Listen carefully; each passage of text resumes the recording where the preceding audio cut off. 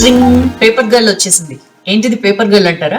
Yes, paper boy paper వేసి వెళ్ళిపోతాడండి. But paper girl paper ని తీసుకొచ్చి మీకు అందులో విషయాలన్నీ వివరంగా వినిపించి మరీ వెళ్తుంది. ఎనీవేస్, గుడ్ మార్నింగ్ అందరికి స్వాగతం. వెలుగు పేపర్ ని తీసుకొని నేను వచ్చేసా.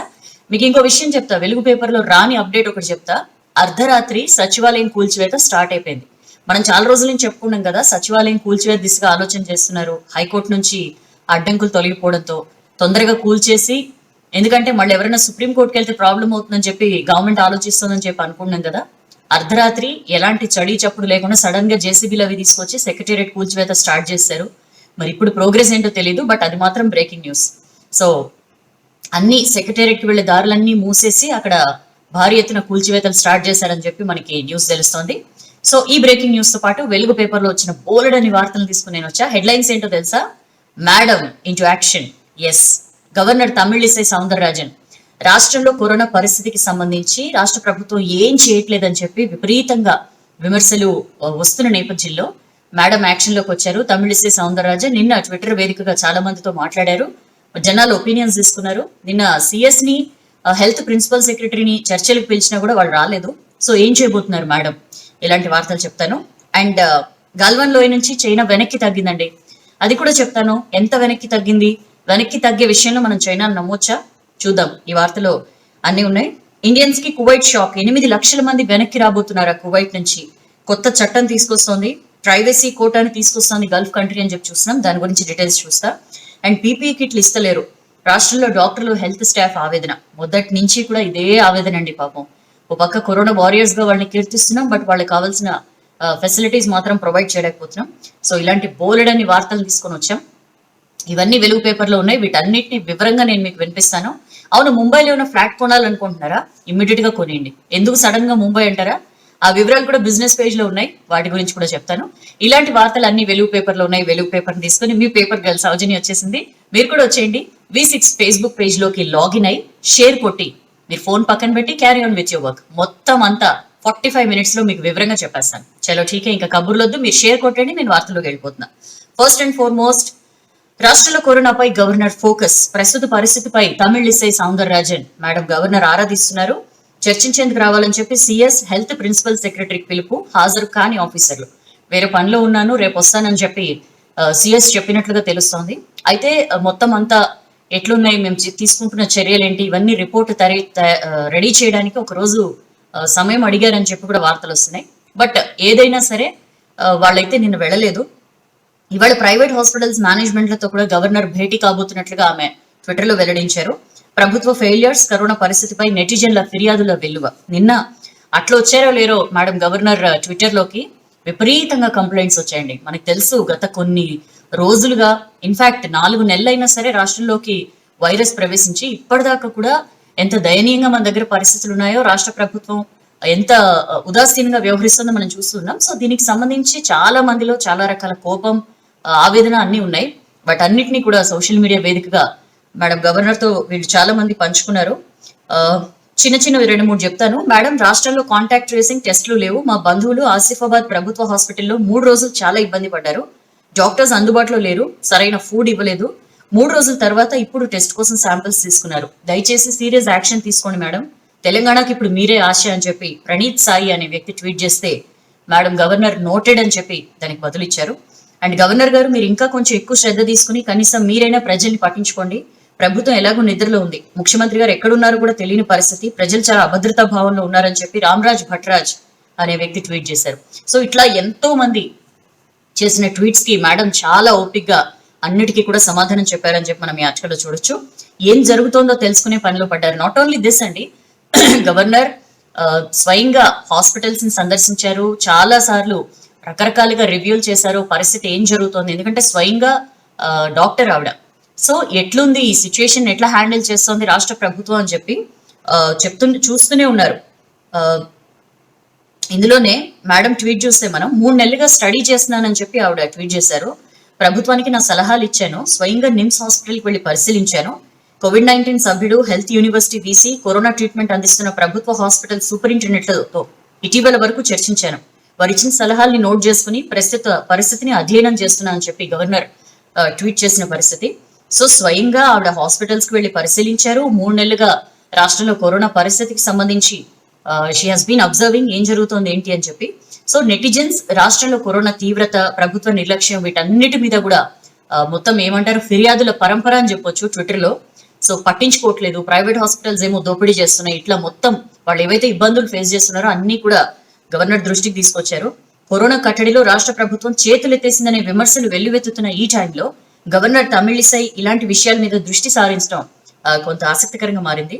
సో ఇవాళ ప్రైవేట్ ఆసుపత్రుల మేనేజ్మెంట్లతో సమావేశం కాబోతున్నారు. ఎందుకంటే ప్రైవేట్ ఆసుపత్రుల ల్యాబుల్లో తప్పుడు రిపోర్ట్లు ఇస్తున్నారు అది ఇది అని చెప్పి రాష్ట్ర హెల్త్ డిపార్ట్మెంట్ ఆఫీసర్లు ఆరోపిస్తున్నారు. కాబట్టి అసలు ఏంటి, ఏం జరుగుతుంది ప్రైవేట్ హాస్పిటల్స్ లో అనేది కూడా మేడం ఆరా తీయబోతున్నారు. దానికి సంబంధించి మనం ఇండెప్త్ వార్త కూడా చూద్దాం సెకండ్ పేజ్ లో. అండ్ అదే పేజ్ లో దేశంలో కరోనా టెస్టులు 1,00,000 దాటినాయి, రాష్ట్రంలో 1,22,000. దేశంలో కరోనా టెస్టులు 1,00,000 దాటాయని చెప్పి నిన్న ICMR Indian Council for Medical Research వెల్లడించిందండి.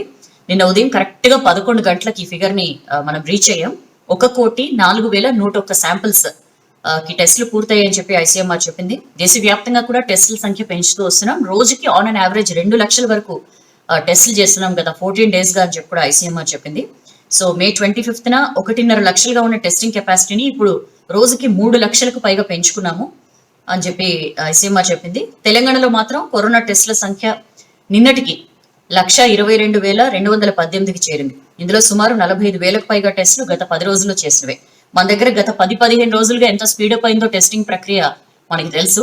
అనేక వైపుల నుంచి మొట్టకాయలు వచ్చిన నేపథ్యంలో సర్కార్ టెస్టులు పెంచాలి అని చెప్పి డెసిషన్ తీసుకుని పెంచింది. దాని తర్వాత పరిస్థితులు ఉందో కూడా మనం చూస్తున్నాం. దానికి సంబంధించిన వార్త. అండ్ పీపీఈ కిట్లు ఇస్తలేరు, మాస్కులు కూడా మేమే కొనుక్కుంటున్నాం, రాష్ట్రంలో డాక్టర్లు హెల్త్ స్టాఫ్ ఆవేదన. ఇంతకంటే దారుణం ఇంకేమైనా ఉంటుందా అండి? నిజంగా బాధ అనిపిస్తుంది చూస్తే. హాస్పిటల్లో తిరగాలన్నా, కొలీగ్స్ తో మాట్లాడాలన్నా భయమే.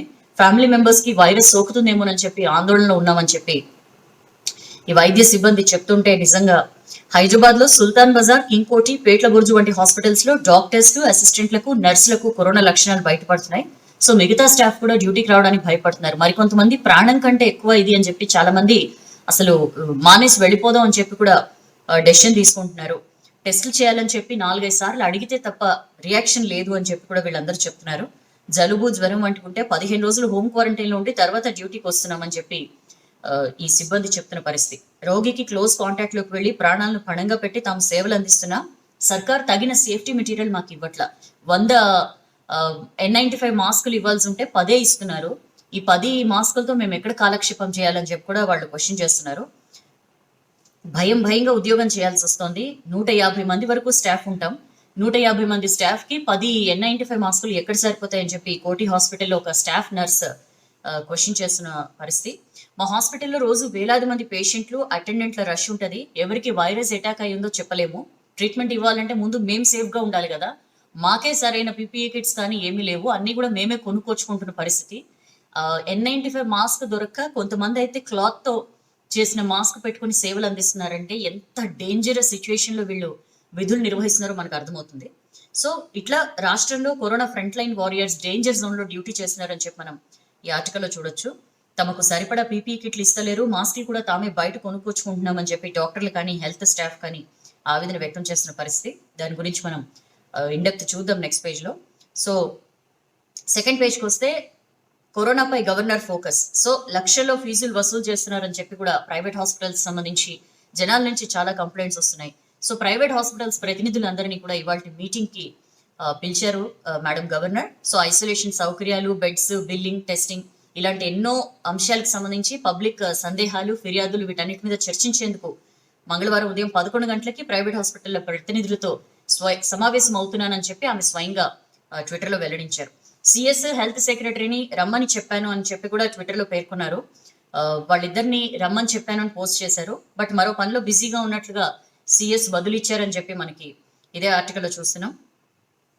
మామూలుగా వెంటనే రావడం కుదరదు, మరో పనిలో బిజీగా ఉన్నట్లుగా గవర్నర్ ఆఫీస్ కి సమాచారం ఇచ్చారు. అయితే చాలా మంది సెక్రటేరియట్ సిబ్బంది ఏమనుకుంటున్నారంటే స్వయంగా గవర్నర్ రమ్మని చెప్పి పిలుపునిస్తే, రమ్మని చెప్పి వాళ్ళని ఇష్యూ మీద చర్చించాలని చెప్పి రమ్మంటే వీళ్ళు రాకపోవడం ఏంటి, ఇంత దారుణం ఏంటి అని చెప్పి కూడా సెక్రటేరియట్ వర్గాల్లో చర్చ జరుగుతున్న పరిస్థితి. మొన్నటి వరకు రాష్ట్రంలో ఎడ్యుకేషన్ సెక్టార్ మీద దృష్టి పెట్టారు గవర్నర్, ఇప్పుడు హెల్త్ సెక్టార్ మీదకి వచ్చారు. సో మొత్తం ఈ విషయాలన్నీ ఆరా తీయడంపై సర్వత్రా కూడా ఒక ఆసక్తి కనిపిస్తోంది. స్వయంగా ఆమె డాక్టర్, సో కరోనా సిచ్యుయేషన్ పై ఆరా తీస్తున్నారు, నిమ్స్ కి వెళ్లారు, మనందరం కూడా చూసాం. చాలా సార్లు బీజేపీ వాళ్ళు విమర్శించారు కూడా. స్వయంగా గవర్నర్ నిమ్స్ కి వెళ్లి పరిస్థితిని పర్యవేక్షించారు, పరిశీలించారు. బట్ సీఎం కేసీఆర్ కి కనీసంగా తీరిక కూడా లేదా అని చెప్పి కూడా చాలా సార్లు క్వశ్చన్ చేసిన పరిస్థితి. సో ప్రభుత్వం సరిగా టెస్టులు నిర్వహించడం లేదు, వాస్తవాలు చెప్పట్లేదని చెప్పి రాజకీయ పార్టీలు కూడా చాలా సార్లు గవర్నర్ కి రిప్రజెంటేషన్ ఇచ్చాయి. సో అదే టైంలో హైదరాబాద్ చాలా ప్రమాదకరంగా మారిందని చెప్పి కేంద్ర మంత్రి జి కిషన్ రెడ్డి కూడా ఆరోపించారు. సెంట్రల్ టీం కూడా రాష్ట్ర ప్రభుత్వానికి చాలా సూచనలు చేసింది. బట్ ఏంటంటే సెంట్రల్ టీంకి రాష్ట్ర ప్రభుత్వం చాలా తప్పుడు రిపోర్ట్లు ఇచ్చింది అని చెప్పి కూడా మనం వార్తలు చూసాం. సో వీటన్నిటి నేపథ్యంలో ప్రజలకి అసలు ఏం జరుగుతోంది, ప్రజల విషయంలో ఎట్లాంటి అన్యాయం జరుగుతోంది, అసలు ప్రభుత్వం కరోనా విషయంలో ఏం దాస్తోంది, ఏం చేస్తోంది, ఇవన్నీ తెలుసుకోవడానికి గవర్నర్ దృష్టి పెట్టారు. రాష్ట్రంలో ఏం జరుగుతుందో రిపోర్ట్ ఇవ్వాలని చెప్పి కేంద్రం గవర్నర్ ని అడిగి ఉండొచ్చు. అందుకే ఇలాంటి అన్ని విషయాల మీద కూడా అసలు ఏం చేస్తోందో ప్రభుత్వం తెలుసుకునే ప్రయత్నంలో గవర్నర్ ఉన్నారు అని చెప్పి మనం ఈ ఆర్టికల్ చూస్తున్నాం. అండ్ చాలా భయంకరమైన వార్త చూడండి, కరోనా గాలి నుంచి కూడా సోకుతోందట. అసలు ఈ వార్త విన్న తర్వాత ఏంట్రా బాబు ఇంకా అని చెప్పి అనిపిస్తుంది. డబ్ల్యూహెచ్ఓకి 239 మంది సైంటిస్టులు లేఖ రాశారు దీనికి సంబంధించి. ఇప్పటిదాకా మనకి కరోనా వైరస్ సోకిన వ్యక్తి తుమ్మినా దగ్గినా ఆ తుంపర్ల ద్వారానే కరోనా వ్యాపిస్తుందని చెప్పి మనం ఇప్పటిదాకా అనుకున్నాం. అందుకే మాస్కులు పెట్టుకోవడం కానీ, కళ్ళజోళ్ళు పెట్టుకోవడం కానీ ఇట్లాంటివన్నీ చేస్తున్నాం. బట్ ఇప్పుడు ఈ 239 మంది సైంటిస్టులు వివిధ దేశాలకి సంబంధించి వాళ్ళు చెప్తున్నది ఏంటంటే గాలి నుంచి కూడా సోకుతోంది కరోనా అని చెప్పి. దాని ప్రకారంగా డబ్ల్యూహెచ్ఓ తన మార్గదర్శకాలు అవి మార్చుకోవాలి అని చెప్పి కూడా వీళ్ళు సూచిస్తున్నారు. మరి చూద్దాం డబ్ల్యూహెచ్ఓ దానికి సంబంధించి ఎలాంటి స్టడీ నిర్వహిస్తుందో. అండ్ అదే పేజ్ లో గవర్నర్ తమిళిసై తో గోడు వెళ్ళబోసుకున్న నెటిజన్స్. చాలా మంది నెటిజన్స్ అండి, నేను ఒకటి రెండు మీకు చెప్పాను కదా, ఇంకొన్ని చెప్తాను. రాష్ట్రం కోసం, సమాజం కోసం, ముఖ్యంగా సాధారణ ప్రజల కోసం రాజ్యాంగబద్ధమైన అధికారాలను స్టడీ చేస్తూ వాటిని అమలు చేస్తున్న అతి కొద్ది మంది గవర్నర్స్ లో మీరు ఒకరు. గ్రేట్ వర్క్ మేడం అని సువేరా ట్వీట్ చేశారు. మేడం చేతులు జోడించిన సింబల్ ని సమాధానంగా ఇచ్చారని చెప్పి చూస్తున్నాం. అండ్ ప్రైవేట్ హాస్పిటల్స్ లో చర్చలు జరపడం వల్ల నో యూస్, మీ సలహాలు సూచనలు ఒప్పుకున్నట్లు మీ ముందు చెప్తారు, ఛార్జీలు తగ్గించాలని మీరు కోరితే ఈ ప్రపోజల్స్ నాన్ సెన్స్ అని చెప్పి అనుకుంటారు. మీరు రాష్ట్రానికి, సమాజానికి బెనిఫిట్ చేయాలనుకుంటే 10,000 బెడ్స్ తో హాస్పిటల్ నిర్మించాలని ప్రభుత్వాన్ని ఆదేశించండి అని చెప్పి తెలంగాణ విద్యోన్నతి ట్వీట్ చేయగా నోటెడ్ అని చెప్పి గవర్నర్ బదులిచ్చారు. ఇట్లాంటి అనేక సూచనలు వచ్చాయండి. చాలా మంది చేసిన ట్వీట్స్ కి మేడం రెస్పాండ్ అయ్యారు కూడా. మీ ద్వారానే సాధ్యం, సీఎం కేసీఆర్ చేసిన చర్యలన్నీ శూన్యం, మీరే ఇన్వాల్వ్ అవ్వండి అని చెప్పి కూడా చాలా మంది అన్నారు. మాకు ఒక చిట్ట చివరి నమ్మకం అంటే అది మీ పైన మాత్రమే మేడం, దయచేసి మా ప్రాణాలు కాపాడండి, బతుకు తెరువు కోసం పట్టణం వచ్చినాం, ఇప్పుడు ఈ హైదరాబాద్ పట్టణంలో ఉండాలంటేనే భయంతో బెక్కుబిక్కున 4 గోడల మధ్య చస్తూ బతుకుతున్నాం, కరోనా టెస్టులు పెంచండి మేడం అని గడ్డం సంతోష్ అనే నెటిజన్ ట్వీట్ చేశారు. సో అన్నిటినీ కూడా చాలా సావధానంగా విన్నారు, నోట్ చేసుకున్నారు, అన్నిటికీ కూడా రెస్పాండ్ అయ్యారు. మరి చూద్దాం, ఇవాళ ప్రైవేట్ హాస్పిటల్స్ తో ఆవిడ భేటీ కాబోతున్నారు, ఏం జరుగుతాయి చర్చల్లో. అండ్ ఏపీలో 1322 కేసులు, ఒక్కరోజు 7 మృతి. ఏపీకి సంబంధించి కరోనా అప్డేట్ అండి. గడిచిన 24 గంటల్లో 16,712 మందికి టెస్టులు చేస్తే 1322 మందికి కరోనా పాజిటివ్ వచ్చింది. సో ఇందులో ఏపీకి చెందిన వారు 1263 మంది ఉన్నారు. వేరే స్టేట్స్ నుంచి వచ్చిన వారు 56 మంది, ఫారెన్ నుంచి వచ్చిన 3 ఉన్నారని చెప్పి అక్కడ ఆరోగ్య శాఖ బులెటిన్ లో ఇచ్చింది. అండ్ మన రాష్ట్రంకి వస్తే రాష్ట్రంలో కరోనా కేసులు 25,000 దాటాయి. సో నిన్న 6,383 టెస్టులు చేశారు. 1,831 మందికి నిన్న వైరస్ పాజిటివ్ వచ్చింది. సో గ్రేటర్ హైదరాబాద్ లో యాజ్ యూజువల్ గా పెద్ద సంఖ్యలో 1,419 కేసులు, జిల్లాలో 412 కేసులు నమోదయ్యాయి. జిల్లాలో చూసినాం మనం ఎట్లాంటి స్పైక్ కనిపిస్తుందో. సో దీంతో 25,000 దాటాయండి కరోనా కేసులు మన రాష్ట్రంలో. 25,733కి చేరాయి. ఇందులో 14,781 మంది వైరస్ నుంచి కోలుకున్నారు అని చెప్పి ప్రభుత్వం చెప్తోంది. అండ్ గాంధీలో ప్రస్తుతం Gandhi, fever, king Koti, chest hospitals లో కలిపి 877 మంది కరోనా పేషెంట్స్ చికిత్స పొందుతున్నారని చెప్పి హెల్త్ బులెటిన్ లో చెప్పింది. ఈ 4 హాస్పిటల్స్ లో కలిపి మరో 284 మంది వైరస్ అనుమానితులు ఉన్నారు. గాంధీలో మరో 1,058 బెడ్లు, కింగ్ కోఠిలో 239, చెస్ట్ హాస్పిటల్లో 25, ఫీవర్ హాస్పిటల్లో 18 బెడ్లు ఖాళీగా ఉన్నాయని చెప్పి ప్రకటించింది. మీరు ఒకటి గమనించారా, ఇప్పటిదాకా ఎప్పుడు హెల్త్ బులెటిన్ లో ఈ హాస్పిటల్లో ఇన్ని బెడ్లు ఖాళీ ఉన్నాయి, ఇన్ని బెడ్లు ఖాళీ ఉన్నాయని ఎప్పుడు చెప్పాల. నిన్న ఫస్ట్ టైం మన రాష్ట్రం విడుదల చేసిన హెల్త్ బులెటిన్ లో ఏ హాస్పిటల్లో ఎన్ని బెడ్స్ వేకెంట్ ఉన్నాయి అనేది పొందుపరిచిన పరిస్థితి.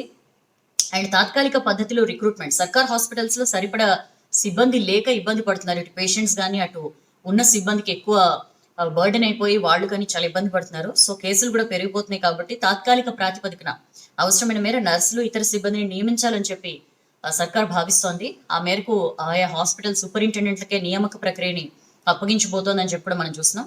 ఈ ప్రైవేట్ టీచింగ్ హాస్పిటల్స్ లో కరోనా ట్రీట్మెంట్ విషయంలో స్పష్టత రావట్లేదండి. ఒక్కొక్క పేషెంట్ కి ఇంత పే చేస్తామని చెప్పి ప్రభుత్వం చెప్పినా సరే ఇంకా ఈ ఎంత ఇస్తారో తేల్చాలి కరెక్ట్ గా అని చెప్పి ప్రైవేట్ మేనేజ్మెంట్లు కోరుతున్నాయని చెప్పి మనం చూస్తున్నాం. అండ్ ఏ జిల్లాలో ఎన్ని కేసులు? సోమవారం నమోదైన పాజిటివ్లో ఒక గ్రేటర్లోనే 1419 కేసులు ఉన్నాయి. రంగారెడ్డిలో 160, మేడ్చల్ 117. మనం నిన్న కూడా మాట్లాడుకున్నాం, రంగారెడ్డి మేడ్చల్లో కూడా 1500 దాటిపోయే కేసులు అని చెప్పి. మిగిలిన చోట్ల కూడా, మిగిలిన జిల్లాల్లో కూడా 100కు పైగా కేసులు నమోదవుతున్న పరిస్థితి. ఖమ్మంలో 21, మెదక్ 20, మంచిర్యాల 20, నల్గొండ, వరంగల్ అర్బన్, మహబూబ్ నగర్, నిజామాబాద్, పెద్దపల్లి జిల్లాల్లో 9, వికారాబాద్ 7, సూర్యాపేట 6, కరీంనగర్ 5, జగిత్యాల 4, సంగారెడ్డి 3, నారాయణపేట, మహబూబాబాద్, గద్వాల, యాదాద్రి, భువనగిరి జిల్లాల్లో ఒక్కో కేసు నమోదయ్యాయి నిన్న వచ్చిన కేసెస్ లో. ఇక అదే ఆర్టికల్లో దేశంలో కరోనా డెత్స్ 20,174, 7 లక్షలు దాటిన కేసులు. నిన్న 1 కోటి దాటాయి కదా మన దగ్గర టెస్టులు, కేసులేమో 7 లక్షలు దాటాయి. సో కరోనా వ్యాప్తి ఏ రకంగా పెరుగుతుందో మనం చూస్తున్నాం. నిన్న ఒక్కరోజు 21,000కు పైగా కొత్త కేసులు వచ్చినాయండి. 473 మంది చనిపోయారు.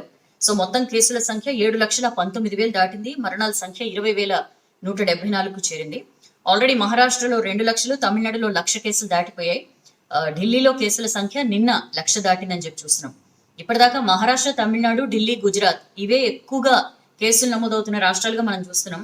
బట్ ఇప్పుడు కర్ణాటక కానీ, ఏపీ కానీ, తెలంగాణ కానీ, ఇలాంటి చాలా రాష్ట్రాలు, ఇంకా యూపీ కూడా, వీటిలో కూడా కరోనా పాజిటివ్ పెరుగుతోంది గ్రాడ్యువల్ గా అని చెప్పి మనం చూస్తున్న పరిస్థితి. అండ్ అదే పేజ్ లో పీపీ కిట్లు ఇస్తలేరు. ఎక్కడి నుంచి ఎట్లా కరోనా అటాక్ అవుతుందో తెలియని ఒక దారుణమైన పరిస్థితిలో మాకు సరైన రక్షణకి సంబంధించి ఎక్విప్మెంట్స్ అందజేయడం లేదని చెప్పి మెడికల్ స్టాఫ్ అంతా కూడా బాధపడుతున్న పరిస్థితి. ఈ మధ్య కేసుల సంఖ్య భారీగా పెరగడంతో చాలా రిస్క్ కూడా పెరిగిపోయింది. అధికారుల లెక్కల ప్రకారం ఇప్పటిదాకా 272 మంది వరకు గవర్నమెంట్ డాక్టర్స్ కానీ, ఇతర స్టాఫ్ కానీ కరోనా బారిన పడితే, ప్రైవేట్ లో మరొక 50 మంది వరకు ఉన్నారు. పీపీఈ కిట్లు, N95 మాస్కులు, ఇతర మెటీరియల్ సిద్ధంగా ఉందని చెప్పి గవర్నమెంట్ చెప్తోంది. పదే పదే చాలా ఘనంగా మా దగ్గర అన్ని కిట్లు ఉన్నాయి, లేకపోతే ఇన్ని మాస్కులు ఉన్నాయని చెప్పి చాలా ఘనంగా ప్రకటిస్తారు. కానీ గ్రౌండ్ లెవెల్లో పరిస్థితి అట్లా లేదండి. నిజంగా అంతంత ఉంటే మరి వీళ్ళకి ఇవ్వకుండా ఏం చేస్తున్నట్లు? అది తీసుకొచ్చిందే వాటన్నిటిని కేంద్రం పంపించినా, లేకపోతే రాష్ట్ర ప్రభుత్వం సమకూర్చుకున్నా, అన్ని కూడా ఫోర్ ఫ్రంట్ లో ఉండి ఫైట్ చేస్తున్న కరోనా వారియర్స్ ఇవ్వడానికే. మరి వీళ్ళకే అసలు పీపీఈ కిట్లు కానీ, N95 మాస్క్ కానీ దిక్కులేనప్పుడు మరి అంతంత ఉన్నాయని చెప్పి ఘనంగా నెంబర్స్ చెప్తున్నారే, అవన్నీ ఏం చేస్తున్నట్లు అనే క్వశ్చన్ అయితే అరైజ్ అవుతుంది. సో ఎక్కడ పీపీఈ కిట్లు, మాస్కులు సరిపడా లేవు, సగం స్టాఫ్ కి కూడా సేఫ్టీ కిట్స్ అందట్లేదు అంటే we can understand the situation. So ఈ కరోనా సోకుతుందేమోనని భయంగా ఉంది. సరే, మేమంటే ఇక్కడే ఉండి డ్యూటీ చేస్తున్నాం, ఇక్కడే పండుకుంటున్నాం, బట్ మా ఇంట్లో వాళ్ళకి మేము 1 వీక్ డ్యూటీ, 1 వీక్ క్వారంటైన్ లో ఉంటున్నారు హెల్త్ స్టాఫ్ అంతా కూడా. సో వీళ్ళు ఇంటికి వెళ్ళినప్పుడు వాళ్ళ ఇంట్లో వాళ్ళకి ఎక్కడ కరోనా సోకుతుందో అని చెప్పి భయపడుతూ భయంగా మేము ఇట్లా ఉద్యోగాలు చేస్తున్నాము, జాబ్ మానేయమని చెప్పి ఫ్యామిలీ మెంబర్స్ ప్రెషర్ కూడా తెస్తున్నారు అని చెప్పి కూడా చాలా మంది సిబ్బంది చెప్తున్నారు. ఉస్మానియా హాస్పిటల్లో 973 మంది డాక్టర్లు, 300 మంది స్టాఫ్ నర్సులు అంతా కలుపుకుని 2,500 మంది పనిచేస్తుంటారండి. గాంధీలో అన్ని రకాల డాక్టర్లు కలుపుకుంటే 1000 మంది ఉంటారు. ఇతర సిబ్బంది మరొక 2,000. నిమ్స్ లో 4,500 మంది సిబ్బంది పనిచేస్తారు. ఇందులో డాక్టర్ల సంఖ్య దాదాపు 1000. ఇట్లా సిటీలో దాదాపు అన్ని టీచింగ్ హాస్పిటల్స్ లో వేలాది మంది నిత్యం పనిచేస్తారు. అయితే ఈ సంఖ్యకు ఎన్నో రెట్లు ఎక్కువగా పేషెంట్లు వస్తూ ఉంటారు. నిత్యం వేలాది మంది ఓపీకి వస్తూ ఉంటారు. సో ఇలాంటి వాళ్ళందరినీ ట్రీట్ చేయాలంటే కనీస జాగ్రత్తలు తీసుకోవాలంటే మినిమం సేఫ్టీ ఎక్విప్మెంట్ ఉండాలి. బట్ ఇవేవి కూడా లేక ఇబ్బంది పడుతున్నామని మెడికల్ స్టాఫ్ చెప్తున్నారు. పేట్లబుర్జు మెటర్నిటీ హాస్పిటల్లో 60-70 మంది పేషెంట్స్ కి ఒక్కరే నర్స్ ఉన్నారు అంటే మనకు అర్థం చేసుకోవచ్చు పరిస్థితి ఎట్లుంటుందో. సో 100 అడిగితే 10 ఇచ్చారు N95 మాస్కులు. ఇంటికి పోవాలంటేనే భయం అవుతుందని చెప్పి పేట్లబుర్జు హాస్పిటల్ స్టాఫ్ నర్స్ చెప్తున్న పరిస్థితి. ఇచ్చే కొద్దిపాటి జీతానికి ప్రాణాలు పణంగా పెట్టాలా అని చెప్పి తన కొలీగ్స్ ఇద్దరు ఉద్యోగం మానేయాలని చెప్పి డిసైడ్ అయ్యారు. బట్ ఇంటికి వెళ్ళాలంటే భయంగా ఉంది. మార్నింగ్ ఈవినింగ్ షిఫ్ట్లు చేస్తున్నా అని చెప్పి చెప్తున్న పరిస్థితి. మాకేమి ఇవ్వట్లేదు, కిట్లు, మాస్కులు అన్ని మేమే తెచ్చుకుంటున్నాం అని చెప్పి వాళ్ళు చెప్తున్న పరిస్థితి చూస్తే చాలా. సుల్తాన్ బజార్ హాస్పిటల్ డ్యూటీ డాక్టర్, చాలా దారుణంగా ఉంది మా పరిస్థితి. గైనిక్ విభాగంలో ఉదయం 9 నుంచి సాయంత్రం 4 గంటల వరకు ఎన్ని కేసులు వస్తే అన్ని మేమే చూడాలి. కూర్చునేందుకు కూడా సరైన సదుపాయం లేక ఒకరికొకరు ఆనుకుని కూర్చుంటున్నారంటే నిజంగా ఆలోచించండి ఎంత దయనీయమైన పరిస్థితులు ఉన్నాయో. మొన్న మధ్య ఒక ఫోటో కూడా వైరల్ అయింది. విధులు నిర్వహించి 2 నర్సులు బయటకు వచ్చి ఇట్లా గోడ కానుకుని సేద తీరుతున్న పిక్ కూడా చాలా వైరల్ అయింది సోషల్ మీడియాలో. ఆల్మోస్ట్ అలాంటి పరిస్థితుల మధ్య వీళ్ళు సేవలు అందిస్తున్నారు. హాస్పిటల్లో తినాలన్నా, చివరికి మంచినీళ్ళు తాగాలన్నా కూడా చాలా భయం వేస్తుంది. నాట్ ఓన్లీ వీళ్ళండి, మనం రెగ్యులర్ గా మాస్క్ పెట్టుకుని ఉద్యోగాలకి వాళ్ళకి వెళ్లే వాళ్ళం. మనం కూడా ఆ మాస్క్ తీసిన తర్వాత వాటర్ తాగాలన్నా, ఏదైనా తినాలన్నా కూడా ఏదో తెలియని ఒక భయం ఎప్పుడు వెంటాడుతూ ఉంటుంది. అలాంటిది నిత్యం ఇంతమంది పేషెంట్ల మధ్య ఉండి విధులు నిర్వహించే వీళ్ళకి ఇంకెంత ఆందోళన ఉంటుందో, ఆవేదన ఉంటుందో మనం అర్థం చేసుకోవచ్చు. సో 4 రోజులు డ్యూటీ, 4 రోజులు ఐసోలేషన్ లో ఉంటున్నామని సుల్తాన్ బజార్ హాస్పిటల్ డ్యూటీ డాక్టర్ చెప్తున్నారు. మా స్టాఫ్ లో ఒకరి కుటుంబంలో అందరికీ వైరస్ సోకింది, అప్పటి నుంచి మరింత భయంగా ఉంది మాకు అని చెప్పి కూడా వాళ్ళు చెప్తున్న పరిస్థితి. అదే పేజ్ లో టీచింగ్ హాస్పిటల్లో కరోనా ట్రీట్మెంట్, ఏసిమ్టమాటిక్ పేషెంట్స్ అందరినీ హోమ్ ఐసోలేషన్ లో ఉంచాలి. సూపరింటెండెంట్లతో మంత్రి ఈటెల రాజేందర్ నిన్న రివ్యూ చేశారండి. వైరస్ లక్షణాలు తక్కువగా ఉన్న వారికి జిల్లా దవాఖానలోనే ట్రీట్మెంట్ అందించాలని చెప్పి సూచించారు. ఏసిమ్టమాటిక్ పేషెంట్స్ అందరినీ హోమ్ ఐసోలేషన్ లో ఉంచి ఎప్పటికప్పుడు అబ్జర్వ్ చేయాలని చెప్పి కూడా చెప్పారు. అన్ని టీచింగ్ హాస్పిటల్ సూపరింటెండెంట్స్ తో వీడియో కాన్ఫరెన్స్ లో మాట్లాడుతూ చెప్పారు, ఏది అవసరమైనా దవాఖానలకు ఒక్క రోజులోనే సమకూరుస్తాం, పేషెంట్స్ కి ఇబ్బంది కలగకుండా చూసుకోవాలని చెప్తున్నారు, రివ్యూలు చేస్తున్నారు, బానే ఉంది. బట్ డెలివర్ అవ్వట్లా. చెప్తున్న మాటలన్నీ కూడా గ్రౌండ్ లెవెల్లో ల్యాండ్ కాని పరిస్థితి మనకు కనిపిస్తోంది. సో అందరూ సూపరింటెండెంట్స్ అంతా జిల్లా కేంద్రాల్లో అందుబాటులో ఉండాలని చెప్పి కూడా ఈయన ఆదేశించారు. అండ్ దవాఖానాల క్వార్టర్స్ లోనే ఉంటూ సేవలు అందిస్తున్న మహబూబ్ నగర్ ఆసుపత్రి సూపరింటెండెంట్ ను మంత్రి ఈటెల అభినందించారు అని చెప్పడం మనం ఈ ఆర్టికల్ లో చూస్తున్నాం. అదే పేజ్ లో కరోనా పాజిటివ్ అని జర్నలిస్ట్ సూసైడ్. ఢిల్లీలోని ఎయిమ్స్ లో అత్యంత విషాదం అండి. 37 ఇయర్స్ నేషనల్ మీడియాకు సంబంధించి ఒక హిందీ డైలీ జర్నలిస్ట్ గా పనిచేస్తున్న అతనికి కరోనా పాజిటివ్ అని తేలింది. ఈ మధ్య అతను ఒక బ్రెయిన్ ట్యూమర్ సర్జరీ కూడా చేయించుకున్నాడట. సో కరోనా పాజిటివ్ అని కన్ఫర్మ్ అయిన తర్వాత ఎయిమ్స్ లో అడ్మిట్ చేశారు. ఆయన కరోనా వార్డులో ట్రీట్మెంట్ చేయిస్తున్నారు. తర్వాత ఈ కరోనా సోకిన తర్వాత ఆయన ఉద్యోగం పోయిందట. సో పాపం అక్కడ హీ కమిటెడ్ సూసైడ్. దానికి సంబంధించిన వార్త. జేసీబీతో పూడ్చిపెట్టారు. మనం ఇలాంటి వార్త ఒకటి చూసాం, ఇప్పుడు మళ్ళీ ఇంకొకటి. ఇది తిరుపతిలో జరిగింది. కరోనాతో మృతి చెందిన టీటీడీ ఉద్యోగి అంత్యక్రియల్లో మున్సిపల్ సిబ్బంది చాలా అమానవీయంగా ప్రవర్తించారు. జేసీబీతో మృతదేహాన్ని తీసుకెళ్లి పూడ్చిపెట్టారు. అక్కడ ఉన్న కొంతమంది దాన్ని వీడియో తీసి అధికారులకి చేరవేశారు అని చెప్పి మనం చూస్తున్నాం. ఇది ఖచ్చితంగా తప్పే అని చెప్పి తిరుపతి కమిషనర్ చెప్తున్నారు. అయితే ఆయన అంటున్న మాట అంటే ఇంకా గత్యంతరం లేక మేబీ వీళ్ళు ఇట్లా చేసి ఉండాలి, ఖచ్చితంగా ఏదో కావాలని అవమానించాలని చెప్పి ఇట్లా చేసి ఉండరు అని చెప్పి చెప్తున్న పరిస్థితి. నెక్స్ట్ పేజ్ కొద్దాం. కేసులు జర్నలిస్టులపై కాదు కేసీఆర్ పై పెట్టాలి అని చెప్పి బీజేపీ రాష్ట్ర అధ్యక్షులు బండి సంజయ్ అంటున్నారండి. కరోనాపై తప్పుడు ప్రకటనలు చేసింది సీఎంఏ. పారాసెటమాల్ చాలు, 20 డిగ్రీల ఉష్ణోగ్రతలో వైరస్ బ్రతకదు, ఇట్లాంటి అనేక స్టేట్మెంట్స్ ఇచ్చింది కేసీఆరే. అనవసరంగా జర్నలిస్టుల మీద ఎందుకు కేసులు పెడతారు అని చెప్పి కూడా ఆయన క్వశ్చన్ చేస్తున్నారు. కక్ష సాధింపు, అణిచివేతకి సీఎం కేసీఆర్ మారుపేరుగా మారారని చెప్పి కూడా ఆయన అంటున్న పరిస్థితి. కరోనాపై తప్పుడు వార్తలు ప్రచురిస్తున్నారని మీడియా ప్రతినిధులపై అక్రమ కేసులు బనాయిస్తున్నారు. ఆ మాటకొస్తే కరోనాపై అసత్య ప్రకటన చేసింది మీరే. పారాసెటమాల్ అని అదని ఇదని ముందు మీపై కేసులు పెట్టాలి అని చెప్పి కూడా ఆయన అన్న పరిస్థితి.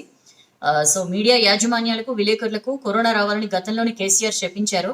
ఆయన తీరును ప్రజలంతా గమనిస్తున్నారు అని చెప్పి కూడా ఆయన అంటున్న పరిస్థితి. సో ప్రతిరోజు కరోనా వార్తలు మీడియాలో వస్తుండడంతో పరువు పోతోందని భయపడి జర్నలిస్టులపై కక్ష గట్టి అక్రమంగా కేసులు పెడుతున్నారని చెప్పి కూడా ఆయన విమర్శించారు. డెఫినెట్లీ ఇలాంటి వాళ్ళందరికీ కూడా వార్తల్ని, వాస్తవాల్ని వెలుగులోకి తీసుకొస్తున్న వాళ్ళందరికీ కూడా జర్నలిస్టులకు అండగా ఉంటుంది బీజేపీ తెలంగాణ శాఖ అని చెప్పి కూడా ఆయన అన్న పరిస్థితి. సో హైదరాబాద్ జిల్లాలో కరోనా కేసులు పెరుగుతున్నా టెస్టులు చేయించడంలో మాత్రం కేసీఆర్ సర్కార్ ఫెయిల్ అయిందని చెప్పి మరొకసారి అన్నారు. నిన్న శ్యామప్రసాద్ ముఖర్జీ జయంతి వేడుకల్లో ఆయన పాల్గొన్నారు. ఈ సందర్భంగా ఆయన మాట్లాడుతూ ఇండియాలో కాశ్మీర్ అంతర్భాగం అని చెప్పి, కాశ్మీర్ మొత్తం ఇండియాలో విలీనం కావాలని చెప్పి చాలా గట్టిగా కోరుకున్నారు శ్యామప్రసాద్ ముఖర్జీ. సో ఆయన ఆశయాన్ని మోడీ నెరవేర్చారు అని చెప్పి కూడా ఈ సందర్భంగా ఆయన మాట్లాడారు. అండ్ అదే పేజ్ లో సెక్రటేరియట్ ను కరోనా హాస్పిటల్ గా మార్చాలి. మాజీ ఎంపీ, బీజేపీ కోర్ కమిటీ నేత వివేక్ వెంకటస్వామి డిమాండ్ చేశారండి. డాక్టర్స్, నర్సుల పోస్టులు భర్తీ చేయాలి, ఉద్యోగులు, పెన్షనర్లకు కోత పెట్టిన శాలరీ ఇవ్వాలి అని చెప్పి కూడా ఆయన ప్రభుత్వాన్ని డిమాండ్ చేశారు.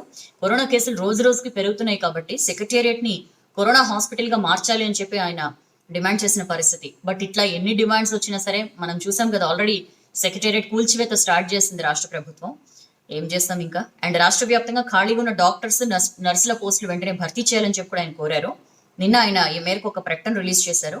ఆర్థిక పరిస్థితి బాలేదని చెప్పి అంటూనే ఉన్నవి కూల్చుకోవడం, కొత్తవి కట్టుకోవడం ఎందుకు ఇంత? ఒక పక్క ఆర్థిక పరిస్థితి సరిగా లేకపోతే అని చెప్పి కూడా ఆయన క్వశ్చన్ చేస్తున్నారు. కరోనా తగ్గాక, ఆర్థిక పరిస్థితి మెరుగుపడ్డాక కావాలంటే అప్పుడు కొత్త సెక్రటేరియట్ ఆలోచన చేయండి అని చెప్పి కూడా ఆయన సూచించారు. సీఎం నిర్లక్ష్యం కారణంగా కరోనా చేయి దాటిపోతోంది, తొందరగా మేల్కొనకపోతే మరింత పరిస్థితి భయానకంగా మారుతుందని చెప్పి కూడా వివేక్ వెంకటస్వామి అన్నారు. 2 నెలల పాటు ఉద్యోగులు, పెన్షనర్లకు ఏదైతే శాలరీ కట్ చేశారో వాటిని తిరిగి ఇవ్వాలని చెప్పి కూడా ఆయన డిమాండ్ చేశారు. అదే పేజ్ లో సీఎం పై తప్పు వార్త రాశారని జర్నలిస్ట్ పై కేసు. దీన్ని ఉద్దేశించే బండి సంజయ్ అలా వ్యాఖ్యానించారు. యాక్చువల్లీ హైదరాబాద్ ఆదాబ్ హైదరాబాద్ పత్రిక ఈ పేపర్ లో సీఎం కేసీఆర్ కు కరోనా హరితహారం కార్యక్రమంలో సోకిందా అనే వార్త వచ్చింది ఒక 2 days బ్యాక్. సో దాని పేపర్ క్లిప్ సోషల్ మీడియాలో విపరీతంగా వైరల్ అయిన పరిస్థితి. సో హైదరాబాద్ రెహమత్ నగర్ కి చెందిన టీఆర్ఎస్ కార్యకర్త మహమ్మద్ ఇలియాస్ జూబ్లీహిల్స్ పోలీసులకు ఫిర్యాదు చేశారు. సో ఆదాబ్ హైదరాబాద్ జర్నలిస్ట్ వెంకటేశ్వరరావు యాజమాన్యంపై ఐపీసీ 505(1)(b) ఇట్లా కొన్ని సెక్షన్లతో ఆయన మీద కేసు నమోదు చేశారు. ఆయన స్వస్థలం ఖమ్మం జిల్లాకు వెళ్లి మరీ ఆయన అరెస్ట్ చేసిన పోలీసులు. సో దానికి సంబంధించిన వార్త. అండ్ అదే పేజ్ లో పేదలు చిన్న వ్యాపారుల కరెంటు బిల్లులు రద్దు చేయాలి. కరెంటు బిల్లులు విపరీతంగా పెంచి లాక్డౌన్ టైంలో ప్రజలు నడ్డి విరుస్తున్నారని చెప్పి కాంగ్రెస్ నిరసనలకి దానికి పిలుపునిచ్చింది, ధర్నాలు అవి చేసింది. దీనికి సంబంధించి నిన్న రాష్ట్ర వ్యాప్తంగా కాంగ్రెస్ ఈ పెంచిన బిల్లులకి వ్యతిరేకంగా ధర్నాలకు పిలుపునిచ్చిందండి. సో ఈ సందర్భంగా పిసిసి చీఫ్ ఉత్తమ్ మాట్లాడుతూ కరోనా కష్టకాలంలో ప్రజలపై భారం మోపుడైంది, ఈ ప్రభుత్వానికి మానవత్వం అనేది లేదు అని చెప్పి కూడా ఆయన విమర్శించిన సిచ్యుయేషన్. రాష్ట్రంలో 95 లక్షల మంది వినియోగదారులు ఉన్నారు, వాళ్లలో ఇళ్లు, చిన్న వ్యాపారులు, చిన్న పరిశ్రమల వారికి కరెంటు బిల్లులు రద్దు చేయాలని చెప్పి ఆయన డిమాండ్ చేశారు. 90 రోజుల మీటర్ రీడింగ్ పేరుతో ఛార్జీల్ని విపరీతంగా పెంచేశారని చెప్పి ఆయన అన్న పరిస్థితి. అయితే యాజ్ యూజువల్ గా పోలీసులు ఎక్కడికక్కడ ర్యాలీని అడ్డుకున్నారు. విద్యుత్ సౌదాకు వెళ్ళాలి ముఖ్య నేతలు అని చెప్పి భావించారు, బట్ పోలీసులు అక్కడి నుంచి వెళ్ళనీయలేదు అని చెప్పి కూడా మనం చూస్తున్నాం. సో గాంధీ భవన్ ముందు ధర్నా నిర్వహించారు కాంగ్రెస్ లీడర్స్ అని చెప్పి కూడా మనం చూస్తున్నాం. అండ్ ఇవాళ బీజేపీ వర్చువల్ ర్యాలీ అండి. సంబిత్ పాత్ర పార్టీ జాతీయ అధికార ప్రతినిధి సంబిత్ పాత్ర పాల్గొనబోతున్నారు. ఉమ్మడి ఆదిలాబాద్ నిజామాబాద్ పరిధిలో ఈ జన్ సంవాద్ ర్యాలీ జరగబోతోంది. దానికి సంబంధించిన వార్త. అండ్ కాంగ్రెస్ సీనియర్ నేత సిరాజుద్దీన్ కన్నుమూత, కుంతియా ఉత్తమ్ భట్టి సంతాపం. కాంగ్రెస్ సీనియర్ నేత తెలంగాణ మైనార్టీ సెల్ మాజీ చైర్మన్ సిరాజుద్దీన్ అనారోగ్యంతో చనిపోయారు. సో ఆయనకి ముఖ్య నేతలంతా నివాళులు అర్పించారు. దానికి సంబంధించిన వార్త. నెలాఖరు కల్లా పివి మెమోరియల్ డిజైన్ ఖరారు. పివి శత జయంతి ఉత్సవ కమిటీ చైర్మన్ కె కేశవరావు నిన్న ఈ పివి శత జయంతి ఉత్సవ కమిటీ చైర్మన్ కె కేశవరావు ఇంట్లో వీళ్ళందరూ కూడా ఈ కమిటీ మెంబర్స్ అందరూ కూడా సమావేశమయ్యారు. సో మెమోరియల్ మాజీ ప్రధాని పివి నరసింహారావు మెమోరియల్ డిజైన్ ని ఈ మంత్ ఎండింగ్ కల్లా ఖరారు చేస్తామని చెప్పి కేశవరావు చెప్పారు. సో దీనికి సంబంధించిన వార్త. అండ్ కొత్త సిబ్బందితో ఫామ్ హౌస్ లో ఉంటుండ్రు సీఎం కేసీఆర్ పై లక్ష్మణ్ ఫైర్. కరోనా సోకినోళ్లను వదిలేశారు. మనకు తెలుసు ప్రగతి భవన్ లో చాలా మందికి కరోనా సోకిందని చెప్పి మనం వార్తలు చూసాం. ఆ కరోనా సోకిన వాళ్ళందరినీ గాలికి వదిలేసి కొత్త సిబ్బందితో ఫామ్ హౌస్ లో ఉంటున్నారు కేసీఆర్ అని చెప్పి బీజేపీ మాజీ అధ్యక్షుడు లక్ష్మణ్ ఫైర్ అవుతున్నారు. 24 గంటలు సీఎం జనంలో ఉండాలి, అలాంటిది జనం గురించి పక్కన పెడితే సొంత మంత్రులు, అధికార పార్టీ ఎమ్మెల్యేలకి ఆయన దర్శనం ఉండదు. హైదరాబాద్ లో మళ్ళీ లాక్డౌన్ అని సీఎం మంత్రులు సంకేతాలు ఇవ్వడంతో జనం అందరూ కూడా ఊళ్ళకి వెళ్లారు. దీనివల్ల జిల్లాల్లో మళ్ళీ కేసులు పెరుగుతున్నాయని చెప్పి కూడా ఆయన అంటున్న పరిస్థితి. ఉద్యమ కాలంలో రాజకీయ జీఎస్సీని వాడుకుని తర్వాత మూసేసిన తీరు కోదండరాంకు ఆశ్చర్యం అనిపించిన కేసీఆర్ గురించి తెలిసిన వాళ్ళు ఎవరు పెద్దగా పట్టించుకోలేరు. ధర్నా చౌక్ ను తొలగించి కిలోమీటర్ల లోతున పాతి పెడతామని మీడియాను హెచ్చరించిన మీ తీరు కేసీఆర్ మార్కు ప్రజాస్వామ్యం అనిపించింది అని చెప్పి కూడా ఆయన విమర్శించిన పరిస్థితి. దానికి సంబంధించిన వార్త. అండ్ రాష్ట్రంలో హెల్త్ ఎమర్జెన్సీ ప్రకటించాలని సిపిఐ టీజేఎస్ నేతలు డిమాండ్ చేస్తున్నారండి. ఈ కరోనాని కంట్రోల్ చేయడంలో ఎక్కడా కూడా ప్రభుత్వం సరిగా వ్యవహరించట్లేదు అండ్ మొత్తం చేదాటిపోతున్న పరిస్థితి. సో వెంటనే హెల్త్ ఎమర్జెన్సీ ప్రకటించాలి, ప్రతి ఒక్కరికి నెలకు 12 కిలోల బియ్యం, కుటుంబానికి 7,500 రూపాయలు ఇవ్వాలి అని చెప్పి కూడా వాళ్ళు డిమాండ్ చేస్తున్నారు. దానికి సంబంధించిన వార్త. అండ్ అదే పేజ్ లో ఈసారి రుణాల టార్గెట్ 1,61,620 కోట్లు అని చెప్పి మనం అదే పేజ్ లో ఆర్టికల్ చూడొచ్చు. పోయిన ఏడాది కన్నా ఈసారి 10.52% ఎక్కువ అని చెప్పి కూడా చూస్తున్నాం రుణాల టార్గెట్ ని. ఈ ఆర్థిక సంవత్సరం వార్షిక రుణ ప్రణాళిక 1,61,620 కోట్లుగా నిర్దేశించారు. లాస్ట్ టైం అయితే 1,46,238.44 కోట్ల టార్గెట్ పెట్టుకున్నారు. ఈసారి దాన్ని పెంచారనమాట. 10.52% పెంచి రుణాల లక్ష్యాన్ని నిర్ణయించారని చెప్పి మనం ఈ ఆర్టికల్ చూస్తున్నాం. మొత్తం రుణ ప్రణాళికలు ప్రాధాన్య రంగాలకి more than 75% కేటాయింపులు చేశారు. ఎస్ఎల్బిసి సమావేశం నిన్న హైదరాబాద్ ఎంసీఆర్ హెచ్ఆర్డి ఇన్స్టిట్యూట్ లో జరిగింది. అందులో వ్యవసాయ శాఖ మంత్రి నిరంజన్ రెడ్డి 2021 సంవత్సరానికి గాను వార్షిక రుణ ప్రణాళికను విడుదల చేశారు. ఇందులో వ్యవసాయ రంగానికి ప్రాధాన్యం ఇచ్చారని చెప్పి మనం చూస్తున్నాం. లోన్ ప్లాన్ లో మొత్తం 75,141 కోట్లకు పైగా వ్యవసాయ రంగానికి కేటాయించారు. లాస్ట్ టైం కంటే ఇది 9.54% ఎక్కువ అని చెప్పి కూడా మనం ఈ ఆర్టికల్లో చూస్తున్నాం. అండ్ మిగిలిన రంగాలకి లోన్లు ఎట్లున్నాయంటే చిన్న ఎంఎస్ఎంఈలకి 35,196.87 కోట్లు, ఎడ్యుకేషన్ కి 2,165.73 కోట్లు, హౌసింగ్ కి 8,048.75 కోట్లు, ఇతర ప్రాధాన్య రంగాలకి 2,167.55 కోట్లు అని చెప్పి మనం ఈ ఆర్టికల్ చూస్తున్నాం. అండ్ టర్మ్ ఎగ్జామ్స్ నిర్వహించుకోవచ్చు అని చెప్పి హోమ్ మినిస్ట్రీ యూనివర్సిటీస్, విద్యా సంస్థలకి పర్మిషన్ ఇచ్చిందండి. దేశవ్యాప్తంగా యూనివర్సిటీస్ కానీ లేకపోతే హైయర్ ఎడ్యుకేషన్ ఇన్స్టిట్యూట్స్ లో పెండింగ్ లో ఉన్న టర్మ్ ఎగ్జామ్స్ నిర్వహించుకోవచ్చు, మొత్తం అన్ని నార్మ్స్ పాటిస్తూ ఫిజికల్ డిస్టెన్సింగ్, మాస్క్ ఇవన్నీ పాటిస్తూ అని చెప్పి పర్మిషన్ ఇచ్చింది. యాక్చువల్లీ యూజీసీ నిబంధనల ప్రకారం టర్మ్ ఎగ్జామ్స్ కంపల్సరీ నిర్వహించాలని ఉంది. అందుకని చెప్పి ఇంకా ఈ పర్మిషన్ ఇచ్చిందని చెప్పి చూస్తున్నాం. నెక్స్ట్ పేజ్కి వద్దాం. ఉద్యోగం అని పిలిచి మోసం చేస్తారా? గాంధీ హాస్పిటల్ కోటి డిఎంఈ ఆఫీస్ ఎదుట నర్సుల ఆందోళన. మనకు తెలుసు TIMS Telangana institute of medical sciences లో ఉద్యోగాలకు గాను పెద్ద ఎత్తున మొత్తం అక్కడ కాంట్రాక్ట్ బేసిస్ గా ఉద్యోగుల్ని నియమిస్తామని చెప్పి చాలా క్లియర్ గా చెప్పింది ప్రభుత్వం. సో జీతం ఎంతో చెప్పరు. కరోనా టైంలో జాబ్ ఆఫర్ వస్తే భయపడకుండా చేద్దామని చెప్పి మేమైతే అనుకున్నాం. చాలా చోట్ల ఉన్న ఉద్యోగాల్ని వదిలిపెట్టి మరి ఇక్కడికి వచ్చినాం. అయితే జీతం ఎంతో చెప్పరట, ఎన్ని రోజులు ఉంటుందో చెప్పరట, ఆఫర్ లెటర్ ఇయ్యరట, కోవిడ్ కవరేజ్ లోకి రామట. మరి ఏం చూసి చేరాలి మేము అని చెప్పి ఈ టీమ్స్ లో ఉద్యోగానికి అప్లై చేసుకున్న నర్సులందరూ మండిపడ్డారని చెప్పి చూస్తున్నాం. ఉన్న జాబ్లన్నీ వదులుకుని వస్తే మజాక్ చేస్తారా అని చెప్పి కూడా వాళ్ళు క్వశ్చన్ చేస్తున్నారు. ఉద్యోగాల్లో చేరేందుకు నిన్న చాలా మంది నర్సులు వచ్చారు. గాంధీ హాస్పిటల్కి వెళ్తే అక్కడ అవమానించడంతో కోటిలోని DME directorate of medical education office ఎదుట వీళ్ళందరూ కూడా ఆందోళన చేస్తున్నారు. టీమ్స్ లో ఉద్యోగాలని చెప్పి అన్ని ప్రభుత్వం ప్రకటించింది, కాంప్లెక్స్ లో ఏర్పాట్లు చేసింది. 975 బెడ్ల హాస్పిటల్ గా దీన్ని మార్చింది. స్టాఫ్ కోసం రిక్రూట్మెంట్ నోటిఫికేషన్ ఇచ్చింది, కాంట్రాక్ట్ బేస్డ్ పోస్టులు అని చెప్పి ప్రకటించింది. సో చాలా మంది దీనికి అప్లై చేసుకున్నారు. 3న సర్టిఫికేట్ల వెరిఫికేషన్ కి రమ్మని చెప్పి మెసేజ్ వెళ్ళింది. హెడ్ నర్స్ కి 28,000, స్టాఫ్ నర్స్ కి 25,000 అని చెప్పి జీతం ప్రకటించారు. సో ఒక 600 మంది వరకు వెరిఫికేషన్ కి వచ్చారు.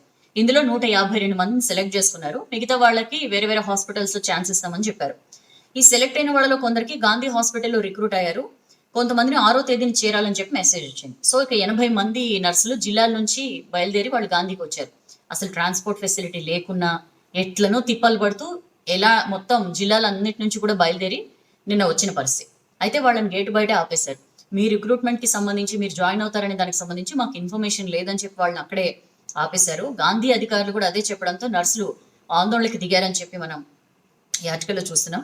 మీది అవుట్ సోర్సింగ్ జాబ్, శాలరీ ఎంతో డిసైడ్ కాలేదు, ఎన్ని నెలలకోసారి జీతం ఇస్తామో చెప్పలేము, ఆఫర్ లెటర్ కూడా ఉండదు, కోవిడ్ కవరేజ్ లోకి మీరు రారు అని చెప్పి సూపరింటెండెంట్ చాలా క్లియర్ గా చెప్పడంతో వీళ్ళందరూ కూడా మండిపడుతున్న పరిస్థితి. ఎంతో ఇబ్బంది పడి మేము ఇక్కడికి వస్తే మమ్మల్ని అవమానిస్తారని చెప్పి వాళ్ళు క్వశ్చన్ చేశారు. చేస్తే చేయండి, లేకుంటే పోండి అంటారా? జాబ్స్ విషయమై డిఎంఈ దగ్గర నర్సులు ఆందోళనకి దిగారు.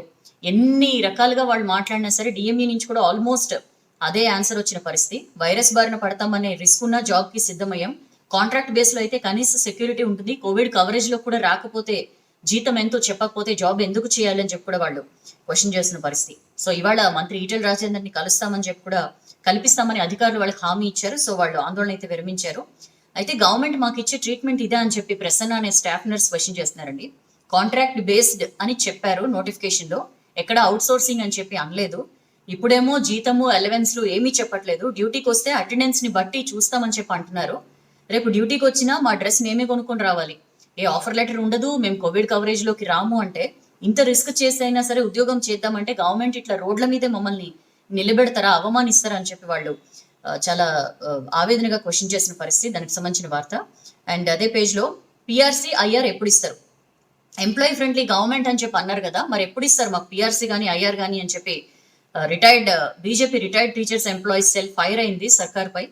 5 లక్షల మంది ఉద్యోగులు, టీచర్లు, పెన్షనర్లు 2 ఏళ్లుగా వెయిట్ చేస్తున్నారు పిఆర్సీ కోసం, ఐఆర్ కోసం. బట్ ఎక్కడ 2018 మే 16న ఉద్యోగ సంఘాలతో సమావేశం జరిపి అందులో పిఆర్సీ ఐఆర్ ఇస్తామని చెప్పారు. 3 నెలల్లో నివేదిక ఇచ్చేలా కమిషన్ కూడా ఏర్పాటు చేశారు. అదే ఏడాది జూన్ 2న ఐఆర్, ఆగస్టు 15న పిఆర్సీ ప్రకటిస్తామని చెప్పారు. కానీ పక్కన పెట్టేశారు అని చెప్పి, ఎప్పుడు ఇస్తారు మీరు అని చెప్పి కూడా వాళ్ళు డిమాండ్ చేస్తున్నారు. అండ్ అదే పేజ్ లో రాష్ట్రంలో మరో 4 రోజుల పాటు వర్షాలు పడతాయని చెప్పి వాతావరణ కేంద్రం చెప్పిందండి. అండ్ ఇంటర్ రీవెరిఫికేషన్ ఆన్లైన్ లోనే. సో ఇంటి దగ్గర నుంచే ఎగ్జామినర్స్ డ్యూటీ చేయబోతున్నారు. మనకి తెలుసు ఇంటర్ బోర్డు లో కూడా చాలా మందికి కరోనా వచ్చిన పరిస్థితి. అందుకని చెప్పి ఈసారి ఇంటర్ రీవెరిఫికేషన్ ఆన్లైన్ లోనే జరిపేలాగా ప్లాన్ చేస్తున్నారు. కరోనా ఎఫెక్ట్ తో ఇంటర్ బోర్డు ఈ నిర్ణయం తీసుకుంది. రీకౌంటింగ్, రీవెరిఫికేషన్ కు 73,000 అప్లికేషన్స్. యాక్చువల్లీ సప్లీ కానీ లేకపోతే ఇంప్రూవ్మెంట్ ఎగ్జామ్స్ ఉంటాయో లేవో తెలియదు, ఇంకా అవన్నీ కూడా డోలాయమానంలో ఉన్నాయి. అందుకని చెప్పి ఎంతో కొంతైనా మార్కులు పెరుగుతాయని చెప్పి చాలా మంది రీవెరిఫికేషన్ కి కానీ లేకపోతే రీకౌంటింగ్ కి కానీ అప్లై చేసుకుంటున్న వాళ్ళ సంఖ్య బాగా పెరిగింది. 73,000 అప్లికేషన్స్ వచ్చాయి. రేపటి నుంచి ఈ రీవెరిఫికేషన్ అనే ప్రాసెస్ స్టార్ట్ అవుతుందని చెప్పి మనం ఈ ఆర్టికల్ చూస్తున్నాం. ఎట్లా చేస్తారు అంటే ఇంతకు ముందు వరకు ఎంపిక చేసిన ఎగ్జామినర్స్ ఇంటర్ బోర్డుకు వచ్చి రీవెరిఫికేషన్ కానీ రీకౌంటింగ్ అని చేసేవారు. ఇప్పుడు ఏంటంటే ల్యాప్టాప్ లేదా కంప్యూటర్ ఉన్న లెక్చరర్స్ ని ఎగ్జామినర్లుగా ఎంపిక చేసుకున్నారు. వీరికి వెబ్నార్, జూమ్ యాప్ ద్వారా అధికారులు ట్రైనింగ్ ఇచ్చి లాగిన్ ఐడి, పాస్వర్డ్ ఇస్తారు. వాటి ఆధారంగా ఎగ్జామినర్స్ అంతా ఇంటి నుంచే రీవెరిఫికేషన్ కానీ రీకౌంటింగ్ కానీ చేయబోతున్నారని చెప్పి చూస్తున్నాం.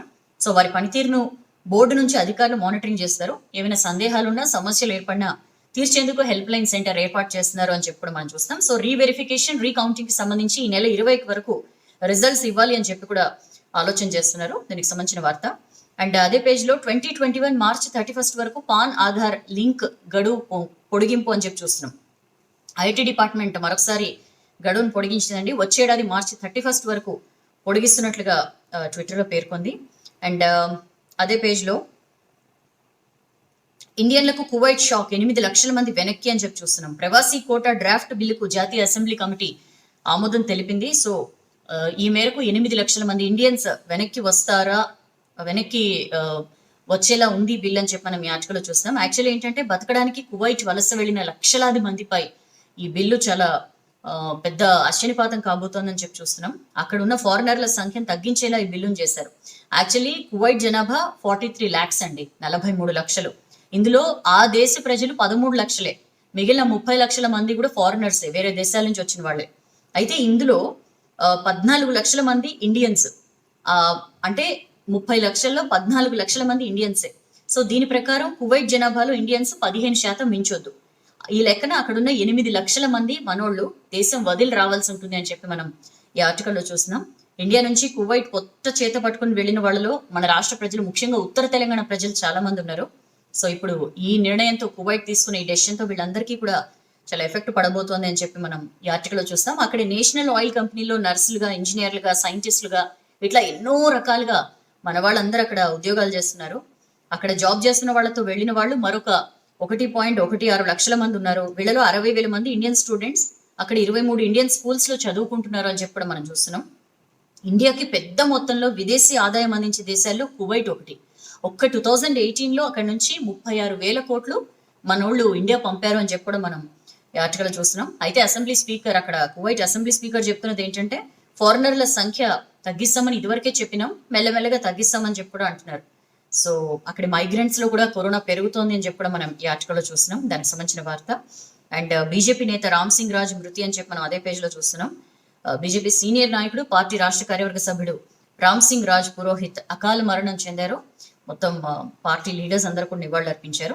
అండ్ 200 యూనిట్లు కూడా వాడని ఇంటికి 25 లక్షల కరెంటు బిల్లు విషయంలో ఎన్ని విచిత్రాలు జరిగాయో మనం చాలా రకాల వార్తలు చూసాం కదా. ఇది ఇంకొక వార్త అనమాట. ఇది ఇంకొక విచిత్రం. 3 లక్షల యూనిట్లు యూజ్ చేసినట్లుగా నమోదు చేశారు. తప్పుడు బిల్లులతో వినియోగదారులు గగ్గోలు పెడుతున్నారని చెప్పి మనం ఈ ఆర్టికల్ చూస్తున్నాం. అడ్జస్ట్మెంట్ బిల్లులది అదే తీరు. యావరేజ్ కింద ఎక్కువ కడితే ఇప్పుడు సరిచేస్తలేరని చెప్పి చూస్తున్నాం. తప్పుడు కరెంటు బిల్లు ఏ రకంగా మోత మోగించాయో మనం చూసాం. హైదరాబాద్ సీతాఫల్ మండి ఈఆర్ఓ పరిధిలోని లాలగూడలో ఒక వినియోగదారుని ఇంటి మీటర్ రీడింగ్ తీయగా 25,11,467 రూపాయలు బిల్లు వచ్చిందట. 3,45,7 యూనిట్ల కరెంట్ వాడినట్లుగా అందులో ఉంది. అంతే అవాక్కయ్యాడనమాట యూజర్. 200 యూనిట్లు కూడా వాడలేదు, ఇదేంటి ఇంత బిల్ అని చెప్పి వెళ్ళి విద్యుత్ సంస్థ ఉన్నతాధికారుల దృష్టికి తీసుకెళ్తే అప్పుడు ఆఫీసర్లు అప్రమత్తమై ఫీల్డ్ లెవెల్కి వెళ్ళి మీటర్లో లోపం ఉందని చెప్పి గుర్తించారు. సరిగా పనిచేయడం లేదని చెప్పి మరో మీటర్ని ఏర్పాటు చేశారు. సో మార్చి నుంచి ఇప్పటిదాకా 816 యూనిట్లు యూజ్ చేశారు. 4,115 రూపాయలు బిల్లు వచ్చిందని చెప్పారు. గతంలో కట్టిన యావరేజ్ బిల్లు 2,309 రూపాయలు పోగా మరొక 2,095 రూపాయలు కట్టాలని చెప్పి బిల్లు ఇచ్చి వెళ్లారు. ఇలాంటి విచిత్రాలు చాలా జరిగాయని చెప్పి మనం చూస్తున్నాం. అంచనా బిల్లులు అడ్జస్ట్ చేస్తలేరు. ఈ మధ్య ఏమంటే ఈ అంచనా బిల్లులు కట్టించుకుని తర్వాత రీడింగ్ తీసి వాస్తవ బిల్లు వచ్చిన తర్వాత మీరు కట్టేసిన బిల్లు ఎక్కువ ఉంటే వాటిని అడ్జస్ట్ చేస్తాము, ఆ డబ్బుల్ని మేము మీ అకౌంట్స్ లో తిరిగి ఇస్తామని చెప్పి చెప్పారు. బట్ అది ఎక్కడ జరగట్లేదు అని చెప్పి మనం ఈ ఆర్టికల్లో చూస్తున్నాం. దానికి సంబంధించిన వార్త. ఇక నెక్స్ట్ పేజ్కి వస్తే ఎటు చూసినా టూలెట్ బోర్డులే, కరోనా ఎఫెక్ట్ తో ఖాళీ అవుతున్న సిటీ అని చెప్పి చూస్తున్నాం. మామూలుగా హైదరాబాద్ లాంటి మహానగరంలో మనకి టూలెట్ బోర్డు కనపడాలంటే చాలా పెద్ద టాస్క్ అది. ఎక్కడైనా ఫ్యామిలీస్ ఎక్కడైనా రెంట్కి ఉండాలన్నా, లేకపోతే ఒక ఆఫీస్ కమర్షియల్ స్పేస్ కైనా, లేకపోతే ఇంకెక్కడైనా సరే ఈ హాస్టల్స్ లో ఉండడానికి, లేకపోతే చాలా మంది రూమ్స్ అవి తీసుకుని ఎంట్రన్స్ ఎగ్జామ్స్ కి వాటికి ప్రిపేర్ అవుతూ ఉంటారు, పోటీ పరీక్షలకి వాటికి. వాళ్ళకి రూమ్స్ దొరకాలన్నా ఎన్ని రకాలుగా చూసినా సరే రూమ్ దొరకడం లేదా ఇల్లు అద్దెకి దొరకడం అనేది హైదరాబాద్ లో పెద్ద టాస్క్. ఇప్పుడు కాదు, మొన్నటి వరకు. ఎందుకంటే బస్తీల్లో 30%, కాలనీలో 10% ఇండ్లకి ఇప్పుడు టూలెట్ బోర్డులు కనిపిస్తున్నాయి. అసలు ఎక్కడా కూడా ఇక్కడ ఇల్లు దొరకడం అద్దెకి చాలా ఇంపాసిబుల్ అనుకునే చోట్ల కూడా విపరీతంగా టూలెట్ బోర్డులు వేలాడుతున్న పరిస్థితిని మనం చూస్తున్నాం. 3 లక్షల చదరపు అడుగుల కమర్షియల్ స్పేస్ ఖాళీగా ఉంది. ఎప్పటి నుంచో ఆల్మోస్ట్ ఫిబ్రవరి నుంచి చాలా బిజీగా ఉండే జూబ్లీ హిల్స్ లో ఒక చోట కమర్షియల్ స్పేస్ కి బోర్డు పెడితే ఇప్పటిదాకా కూడా అది ఆక్యుపై కాని పరిస్థితి. వేలల్లో మూతపడుతున్న హాస్టల్స్. మనకి కరోనా ఎఫెక్ట్ ఏ రేంజ్ లో ఉందో మనకి చాలా క్లియర్ గా అర్థమవుతుంది ఈ ఆర్టికల్ ని బట్టి. విపరీతంగా సొంతూళ్ళకి వెళ్ళిపోతున్నారు చిరుద్యోగులు, సాఫ్ట్వేర్ ఎంప్లాయీస్ కి ఏమో వర్క్ ఫ్రమ్ హోమ్. సో ఇలాంటి వాటి వల్ల చాలా ఇళ్ళు ఖాళీ అవుతున్నాయి. వర్క్ ఫ్రమ్ హోమ్ అని చెప్పంగానే వాళ్ళు ఇక్కడుని చేసినా ఊళ్ళకెళ్ళి చేసిన ఒకటే కదా అని చెప్పి చాలా మంది ఊరు వెళ్ళిపోతున్నారు, ఉన్న ఇళ్ళని అద్దెకిచ్చేస్తున్నారు. అండ్ వీళ్ళందరూ ఎలాగ వర్క్ ఫ్రమ్ హోమ్ కాబట్టి కమర్షియల్ స్పేస్ కి కూడా బాగా డిమాండ్ తగ్గింది అని చెప్పి కూడా మనం ఈ ఆర్టికల్ చూస్తున్నాం. సో కరోనా ఎఫెక్ట్ తో ఖాళీ అవుతున్న సిటీ, ఎటు చూసిన టూలెట్ బోర్డులే అని చెప్పి చూస్తున్నాం. అండ్ హాస్టల్స్ కూడా, హాస్టల్ అని బంద్ పెట్టారు. మామూలుగా జాబ్ ప్రిపరేషన్ కానీ హైయర్ స్టడీస్ వీటన్నిటికీ చాలా మంది హాస్టల్స్ కి వస్తారు. లాక్డౌన్ తో బంద్ పెట్టిన 13,000 హాస్టల్స్ లో సగానికి పైగా ఇప్పటికి కూడా తెరుచుకోలేదు. ఎందుకంటే బిల్డింగ్ అద్దె ఇవ్వాలి, ఓ పక్క ఎవరు లేరు ఉండడానికి, మెయింటెనెన్స్ ప్రాబ్లం, వీటన్నిటిని ఆలోచించి అసలు సగానికి పైగా హాస్టల్స్ కూడా తెరుచుకోలేదని చెప్పి మనం ఈ ఆర్టికల్ చూసినాం. దానికి సంబంధించిన వార్త. అండ్ నెక్స్ట్ పేజ్కి వస్తే, కాకతీయలో పేరుకుపోతున్న శాంపిల్స్, రిపోర్ట్లు లేట్. సో చాలా జిల్లా కేంద్రాల్లో టెస్టులు చేయాలి అని చెప్పి ప్రభుత్వం చెప్పింది. వరంగల్లోని కాకతీయ మెడికల్ కాలేజ్లో ఏర్పాటు చేసిన వైరాలజీ ల్యాబ్ లో ఇక్కడ ఎట్లయితే శాంపిల్స్ పేరుకుపోయాయని చెప్పి 2-3 రోజులు టెస్టులు బంద్ పెడతామని చెప్పి చాలా రోజులు ఆపారు కదా, ఆల్మోస్ట్ అక్కడ అలాంటి పరిస్థితి ఉంది. శాంపిల్స్ విపరీతంగా పేరుకుపోతున్నాయి. ల్యాబ్ ని ఏర్పాటు చేసినా తగినంత సిబ్బందిని నియమించకపోవడం వల్ల ఇలాంటి ప్రాబ్లం వస్తుందని చెప్పి మనం చూస్తున్నాం. వరంగల్లో కాకతీయ మెడికల్ కాలేజ్ లో 2-3 రోజులు పడుతోంది. ఒక టెస్ట్ శాంపిల్ తీసుకున్న తర్వాత గాంధీ ఆసుపత్రికి శాంపిల్స్ పంపితే రిపోర్ట్లు రావడానికి 2-3 రోజులు పడుతోందని చెప్పి లాస్ట్ ఏప్రిల్ నుంచి ఇక్కడే కాకతీయ మెడికల్ కాలేజ్ లోనే మొత్తం టెస్ట్లు అవి చేయాలి అని చెప్పి కూడా డెసిషన్ తీసుకున్నారు. నాట్ ఓన్లీ వరంగల్, చుట్టుపక్కల జిల్లాల నుంచి కూడా చాలా శాంపిల్స్ ఈ కేఎంసీకే పంపుతున్న పరిస్థితి. సో అదనంగా ల్యాబ్ అయితే ఏర్పాటు చేశారు కానీ సిబ్బందిని నియమించడం మాత్రం పెద్దగా ఇంట్రెస్ట్ చూపించలేదు. సో ఉన్న వాళ్లే రాత్రి పగలు డ్యూటీ చేస్తున్నారు, అక్కడే తిని పండుకుంటున్నారు. చాలా స్ట్రెస్ కూడా వాళ్ళ మీద పెరిగిపోయింది. వీళ్ళు ఇంత కష్టపడి పగలు రాత్రి డ్యూటీ చేస్తున్నా సరే శాంపిల్స్ మాత్రం పేరుకుపోతున్నాయని చెప్పి మనం ఈ ఆర్టికల్ చూస్తున్నాం. మొత్తం కేఎంసీ వైరాలజీ ల్యాబ్ ఏర్పాటు ప్రతిపాదన ఎప్పటి నుంచి ఉన్నా సరే COVID-19 కేసులు ఎక్కువ అవడంతో ఈ టెస్టులు పెంచాలని చెప్పి భావించింది. సో 1.72 కోట్లతో ఏర్పాటు చేసిన ల్యాబ్ ని ఏప్రిల్ 17న మంత్రులు స్టార్ట్ చేశారు. చికెన్ గున్యా వైరస్ టెస్టులు కూడా, డెంగీ, ఫ్లూ, స్వైన్ ఫ్లూ ఇలాంటి టెస్టులు కూడా చేయొచ్చు ఇక్కడ. ఉమ్మడి వరంగల్, ఖమ్మం, కరీంనగర్ జిల్లాలతో పాటు మంచిర్యాల, ఆసిఫాబాద్ జిల్లాల్లో కూడా సేకరించిన శాంపిల్స్ అన్ని ఈ కేఎంసీ వైరాలజీ ల్యాబ్ కి వస్తున్నాయి. సో రోజుకి సగటున 300 శాంపిల్స్ వస్తున్నాయి. ఒక్కో షిఫ్ట్ లో సగటున 45 నుంచి 50 లోపు శాంపిల్స్ మాత్రమే టెస్టులు చేసే వీలుంది. ల్యాబ్ లో 8 మంది 3 షిఫ్ట్ లో పనిచేస్తున్నారట.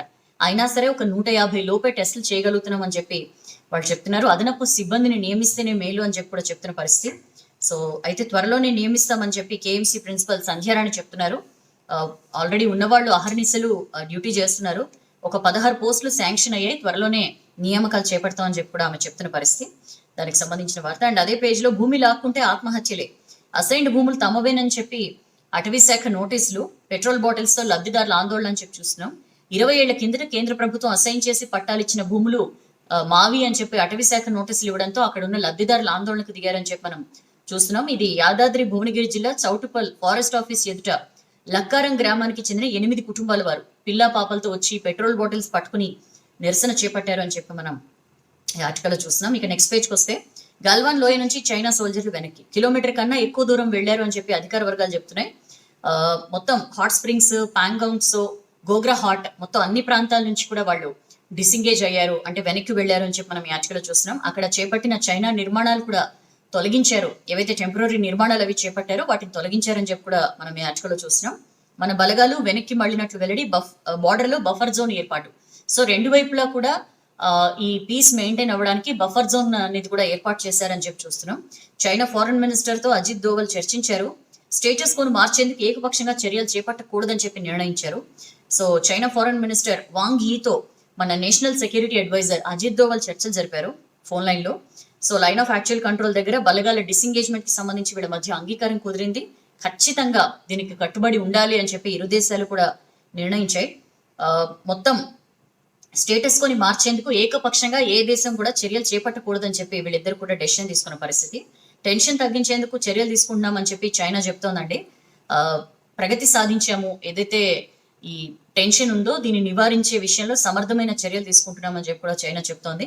జూన్ 30న కమాండర్ స్థాయి చర్చలు జరిగాయి. అంతకు ముందు జరిగిన 2 రౌండ్ల చర్చలో వచ్చిన ఏకాభిప్రాయాన్ని అమలు చేసేందుకు పనిచేస్తున్నామని చెప్పి కూడా చైనా ఫారెన్ మినిస్ట్రీ చెప్తున్న పరిస్థితి. సో మొత్తానికి తూర్పు లడ్డాఖ్ లోని గాల్వన్ లోయ నుంచి చైనా తమ బలగాల్ని వెనక్కి తీసుకుంది అని చెప్పి మనం ఈ ఆర్టికల్ చూస్తున్నాం. అక్కడ ఏవైతే టెంట్లు అవి ఏర్పాటు చేస్తారో వాటిని అండ్ చైనా వెహికల్స్ కూడా వెళ్ళిపోయాయి అని చెప్పి చూస్తున్నాం. అయితే వెరిఫై చేసుకోవాలి, ఎందుకంటే మామూలుగా నోటితో ఒకటి చెప్పి చేత్తో వేరే పని చేయడం చైనాకు బాగా అలవాటే. అందుకని చెప్పి మన ఆర్మీ కూడా 1-2 సార్లు దీన్ని నిర్ధారించుకోవాలని చెప్పి కూడా అంటున్న పరిస్థితి. గల్వాన్ గోగ్రా నుంచి చైనా బలగాలు తిరుగుముఖం పట్టాయన్న వార్తపై ఇంకా వెరిఫై చేసుకోవాలి. అండ్ వాళ్ళు అక్కడ నిర్మించిన గుడిసెలు అవన్నీ అయితే తీశారు, బట్ చైనా ఆర్మీ కూడా వెళ్ళిపోయిందా లేదా అనేది కూడా ఒకసారి నిర్ధారించుకోవాలి. అవన్నీ తెలియాలంటే మనం కొంత వెయిట్ చేయాలి అని చెప్పి కూడా మన ఆర్మీ చెప్తున్న పరిస్థితి. ఇది నిజంగా జరిగిందా, బలగాల ఉపసంహరణ లేదా తెలియాలంటే కొన్నాళ్ళ వేచి చూడాలి అని చెప్పి కూడా ఆర్మీ అభిప్రాయపడుతున్నారు. అండ్ వాళ్ళ కమిటీలు కాదు కమిషన్లే ముఖ్యం అని చెప్పి బీజేపీ ఫైర్ అయినండి. గత కొన్ని రోజులుగా రాహుల్ గాంధీ తీవ్రంగా విమర్శిస్తున్నారు.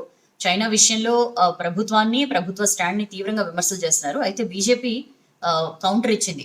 డిఫెన్స్ కు సంబంధించి పార్లమెంటరీ స్టాండింగ్ కమిటీ జరిపిన ఒక్క మీటింగ్ కి కూడా రాహుల్ గాంధీ రాలేదు.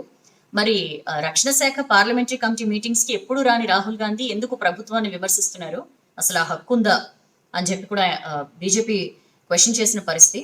ఎప్పుడు కూడా పదే పదే ప్రశ్నలు అడుగుతూ దేశాన్ని నిరుత్సాహపరుస్తారు, సైనికుల స్థైర్యాన్ని దెబ్బతీస్తారు తప్ప మీటింగ్స్ కి ఎందుకు రారు అని చెప్పి కూడా అంటున్న పరిస్థితి. సో దానికి సంబంధించిన వార్త. అండ్ ఎప్పుడు ఏం జరిగిందంటే అని చెప్పి మనం ఒక టైం లైన్ చూడొచ్చండి అదే పేజ్ లో. మే 5th 6th తూర్పు లడ్డాఖ్ లోని పాంగోంగ్ సో సరస్సు దగ్గర గొడవ. మే 9th ఉత్తర సిక్కింలోని నాకులా దగ్గర గొడవ. మే 12th బోర్డర్ కి దగ్గరలో చైనా చాపర్లు పాంగాంగ్ సో నుంచి గల్వాన్ వ్యాలీకి ఫోకస్ షిఫ్ట్ చేసిన చైనా. మే 19th హాట్ స్ప్రింగ్స్ ఏరియా దగ్గర గొడవ. ఇట్లా ఏ రోజున చైనా ఇండియా మధ్య ఎలాంటి టెన్షన్ ఉందో మనం చూస్తున్నాం.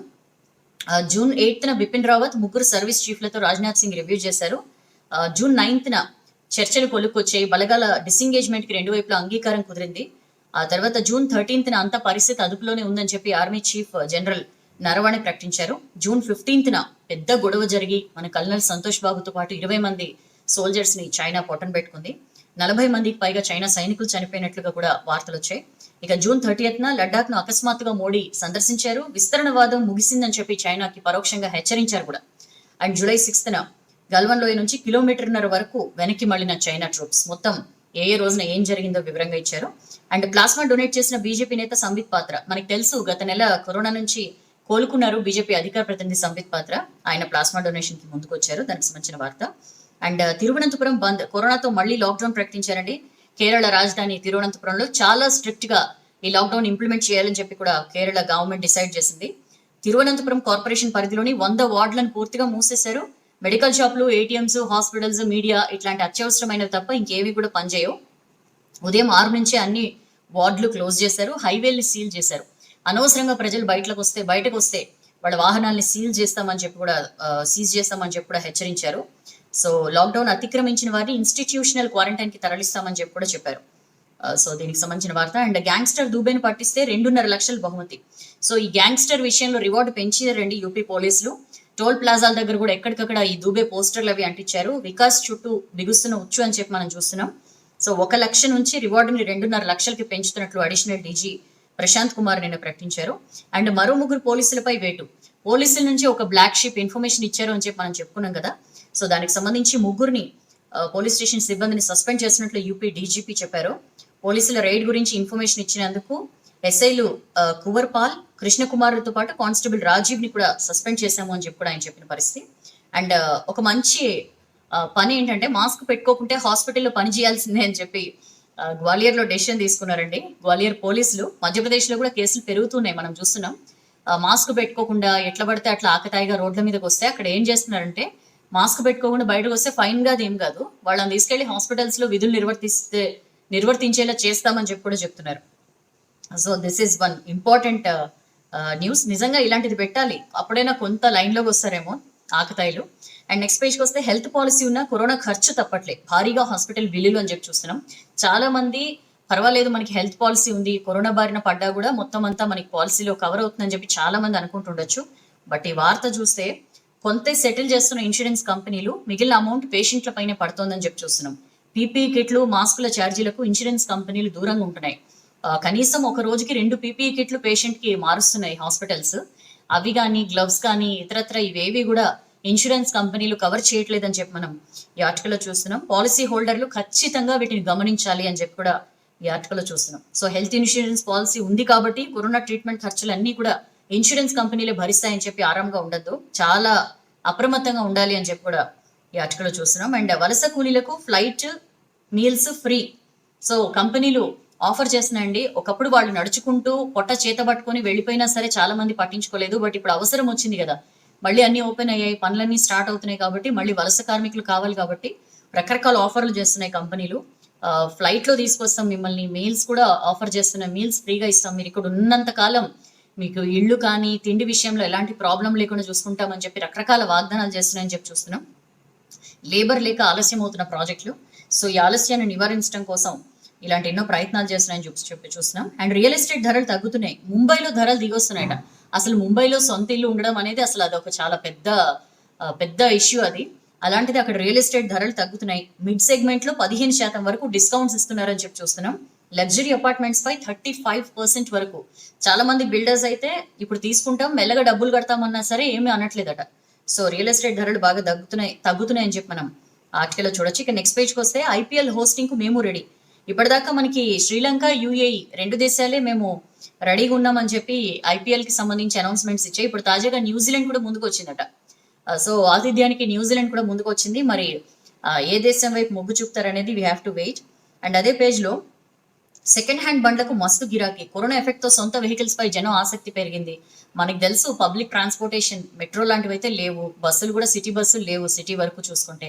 అండ్ ఇలాంటి వాటిల్లో ప్రయాణం చేస్తే ఎందుకు వచ్చిన రిస్క్ అని చెప్పి చాలా మంది ఆలోచిస్తూ ప్రైవేట్ వాహనాలను ఎక్కువగా సొంత వాహనాలు ఉంటే బెటర్ అని చెప్పి ఫీల్ అవుతున్నారు. అందుకని చెప్పి ఎంతో కొంత డబ్బును సమకూర్చుకుని సెకండ్ హ్యాండ్ వెహికల్స్ వైపు మొగ్గు చూపుతున్నారు. ఈ సెకండ్ హ్యాండ్ వెహికల్స్ కూడా మంచి కండిషన్ లో ఉండడం, ఫీచర్స్ కూడా బాగుండడంతో ఎక్కువగా సెకండ్ హ్యాండ్ వెహికల్స్ సేల్స్ పెరుగుతున్నాయని చెప్పి మనం ఈ ఆర్టికల్ చూసినాం. రీజనబుల్ రేట్స్, మంచి ఫీచర్స్ ఉండడంతో వాటికి లోన్లు కూడా ఇస్తున్నాయి బ్యాంకులు కానీ ఫైనాన్షియర్స్ కానీ. అందుకని చెప్పి బాగా సెకండ్ హ్యాండ్ బండ్లకి క్రేజ్ పెరిగింది, గిరాకీ పెరిగిందని చెప్పి మనం ఈ ఆర్టికల్ చూసినాం. అండ్ అదే పేజ్ లో 5 ఏళ్లలో చెరువు విస్తీర్ణం ఎలా తగ్గింది, కాజాగూడ పెద్ద చెరువుపై హైకోర్టు కామెంట్ చేసింది. మ్యాప్లు ఇవ్వాలని చెప్పి ప్రభుత్వాన్ని ఆదేశించిందండి. 2014 నాటి మ్యాప్ కి 2019 నాటి మ్యాప్ కి తేడా ఎట్లొచ్చింది, చెరువు విస్తీర్ణం ఎట్లా తగ్గిపోతోందని చెప్పి ప్రభుత్వానికి క్వశ్చన్ చేసింది. అండ్ ఇన్వెస్ట్ చేసేటోళ్లకు అండగా ఉంటామని చెప్పి మంత్రి కేటీఆర్ పరిశ్రమలకు సరిపడా నీళ్లు, సౌలతులు, కరెంటు సౌలతులు అన్ని ఇస్తామని చెప్పి మంత్రి కేటీఆర్ చెప్తున్నారు. టిఎస్ ఐపాస్ తో 15 రోజుల్లోనే పర్మిషన్ ఇస్తామని చెప్పి కూడా ఆయన అంటున్న పరిస్థితి. ఈజ్ ఆఫ్ డూయింగ్ బిజినెస్ లో ఆ ర్యాంకులో ఫస్ట్ ప్లేస్ లో ఉంది తెలంగాణ. ఇన్వెస్ట్ ఇండియా నిన్న నిర్వహించిన టెక్స్టైల్ అపెరల్ ఇన్వెస్ట్మెంట్ మీట్ లో కేంద్ర మంత్రి స్మృతి ఇరానీతో కలిసి కేటీఆర్ పార్టిసిపేట్ చేశారు. సో ఇన్వెస్ట్ చేసే వాళ్ళకి అండగా ఉంటాం, ఖచ్చితంగా వాళ్ళకి అన్ని రకాల ఫెసిలిటీస్ ని ప్రొవైడ్ చేస్తామని చెప్పి కూడా మంత్రి కేటీఆర్ ఈ సందర్భంగా వాళ్ళందరికీ కూడా హామీ ఇచ్చిన పరిస్థితి. సో చాలా ఫ్లెక్సిబుల్ గా ఉంటుంది తెలంగాణలో బిజినెస్ చేయడం అని చెప్పి కూడా వాళ్ళకి మరొకసారి భరోసా కల్పించే ప్రయత్నం చేశారు. దానికి సంబంధించిన వార్త. ఇక లైఫ్ ఎడిషన్ కొద్దాం. లైఫ్ లో చాలా మంది టిక్ టాక్ స్టార్స్, అసలు టిక్ టాక్ అంటేనే ఒక పెద్ద క్రేజ్. ఆ డౌన్లోడ్ సంఖ్య మనకి అర్థమవుతుంది ఎంత రేంజ్ లో టిక్ టాక్ ని ఇండియన్స్ బాగా అలవాటు చేసుకున్నారు అనేది. సో ఇప్పుడు మరి టిక్ టాక్ ని బ్యాన్ చేశారు, నెక్స్ట్ ఏంటి అని చెప్పి మనం లైఫ్ ఎడిషన్ లో 5th పేజ్ లో చూడొచ్చు. చాలా మంది స్టార్స్ ఏం చేస్తారు అంటేనంట టిక్ టాక్ లో డాన్స్, షార్ట్ స్టోరీలు, కుకింగ్, ఎడ్యుకేషన్, అవేర్నెస్ వీడియోలు ఇవన్నీ పోస్ట్ చేస్తుంటారు కదా. సో 58 యాప్స్ తో పాటు టిక్ టాక్ ని కూడా బ్యాన్ చేస్తే చాలా మంది ప్రశంసిస్తున్నారు. బట్ ఈ టిక్ టాక్ స్టార్స్ చాలా మంది ఉపాధి కూడా కోల్పోయారు. సో ఈ టిక్ టాక్ మాతృ సంస్థ బైట్ డాన్స్, ఇది స్టార్టప్ కంపెనీ. సుమారు 200 మిలియన్లకు పైగా డౌన్లోడ్స్, ఇండియాలోనే పెద్ద మార్కెట్ ఇండియానే ఈ కంపెనీకి. ఏప్రిల్లో ఇండియాలో 611 మిలియన్ల వీడియోని యూజర్స్ టిక్ టాక్ నుంచి డౌన్లోడ్ చేసుకున్నారట. సో ఇంకా ఎక్కువ పెట్టుబడులు పెట్టాలి అని చెప్పి కూడా పాపం 2019లో ఈ బైట్ డాన్స్ ప్రకటించింది. కానీ అనేక కారణాల వల్ల ఇప్పుడు టిక్ టాక్ బ్యాన్ కి గురైంది. అయితే ఆల్టర్నేటివ్ ప్లాట్ఫామ్స్ ని కూడా చాలా వెతుకుంటున్నారు టిక్ టాక్ యూజర్స్ అని చెప్పి మనం ఈ ఆర్టికల్ చూస్తున్నాం. టిక్ టాక్ బ్యాన్ వార్త తెలిసిన వెంటనే టిక్ టాక్ ఫాలోవర్స్ ని మిస్ కాకూడదని చెప్పి వాళ్ళ ఇన్స్టాగ్రామ్, యూట్యూబ్ ఐడీలను ప్రమోట్ చేసుకున్నారు అని చెప్పి కూడా ఈ ఆర్టికల్లో చూస్తున్నాం. సో చాలా మంది యూట్యూబ్ వైపు, ఇన్స్టా వైపు కూడా వెళ్తున్నారు. బట్ టిక్టాక్ లో వాళ్ళకి వచ్చినంత క్రేజ్ కానీ, వాళ్ళకి వచ్చినంత ఫాలోయింగ్ కానీ వీటిలో వస్తుందా లేదా అనేది కూడా వాళ్ళు డౌట్ పడుతున్నారని చెప్పి చూస్తున్నాం. ఎనీవేస్ ఆల్టర్నేటివ్ అనేది ఎప్పుడూ ఉంటుంది, మనం వెతుకోవాలి తప్ప. సో ఇవ్వండి ఇవాళ వెలుగు పేపర్లో వచ్చిన వార్తలు, విశేషాలు, వివరాలు. ఇవే కాకుండా లైఫ్ ఎడిషన్ లో ఇంకా చాలా ఇంట్రెస్టింగ్ ఆర్టికల్స్ ఉన్నాయి. మీకు వీలు కుదిరితే డిజిటల్ ఎడిషన్ లో మీరు చదవచ్చు. రేపు మళ్ళీ కలుద్దామండి. అండ్ ఈ ప్రయత్నం నచ్చితే లైక్ చేయండి, బాగా నచ్చితే షేర్ చేయండి. బట్ రోజు వెయిట్ చేయండి, 7:45 కల్లా మీ పేపర్ గర్ల్ సౌజన్య వచ్చేసింది. ఆ రోజు వెలుగు పేపర్లో వచ్చిన వార్తలు మీకు వినిపించడానికి. ఇవాళకి ఇంతే. స్టే సేఫ్, జాగ్రత్తగా ఉండండి. మాస్క్లు, ఫిజికల్ డిస్టెన్సింగ్, చేతులు కడుక్కోవడం మర్చిపోకండి. And have a nice day. రేపు మళ్ళీ 7:45 కలుద్దాం. This is Soujanya signing off.